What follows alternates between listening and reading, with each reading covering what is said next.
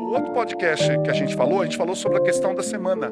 Eu disse, olha, o evento para mim mais importante da criação foi a própria semana. Um hiato no tempo, aquela parada no tempo, né? Mostrei, inclusive, que eu entendo que a semana foi criada respeitando o cérebro humano, né? A parte do tronco cerebral, a parte do cerebelo, por exemplo, bulbo, ponte, mesencéfalo, são muito importantes para poder deixar a pessoa viva. Coração, e rins, pulmão, tudo funcionando a partir desses elementos. Então, até a terça-feira, tinha todos os elementos para alguém viver. Já tinha luz, já tinha ar para respirar e já tinha comida. Então Deus cria o sol e a lua e as estrelas e na quinta-feira ele cria os pássaros para atender o sistema límbico, que são as emoções humanas. Então na metade da semana ele vai exatamente na segunda parte do cérebro, que são o sistema límbico, que está bem dentro do cérebro, encaixado lá dentro. E por fim ele cria os animais na sexta-feira, que ele chega finalmente aonde? Nos lóbulos frontal, temporal, occipital e o parietal, certo?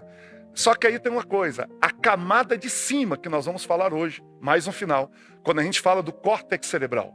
Essa camada de 3 milímetros, só o homem tem.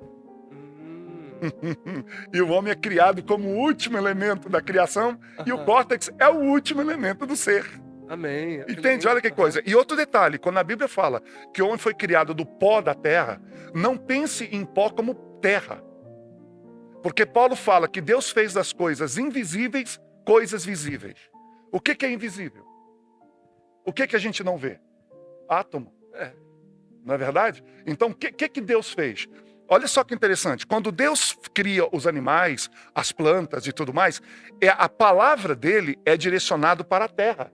Ele fala, produz a terra, produz isso, produz aquilo. Só que quando Deus vai vamos dizer assim, fazer o homem, a palavra dele é direcionada para ele mesmo. Façamos o homem à nossa imagem. Por quê? Porque os elementos que ele precisava para fazer o homem já tinham sido criados. Em outras palavras, de uma certa forma, a gente pode dizer que teve o grande escultor Leonardo da Vinci. Eu tive recentemente em Florença e eu fui ver no Museu de Florença a estátua de Davi. E realmente é uma coisa assombrosa. É realmente algo assim que você fica extasiado ante a perfeição dos detalhes que Michelangelo aplicou naquela peça. E um dia perguntaram para ele, como é que você criou esse Davi?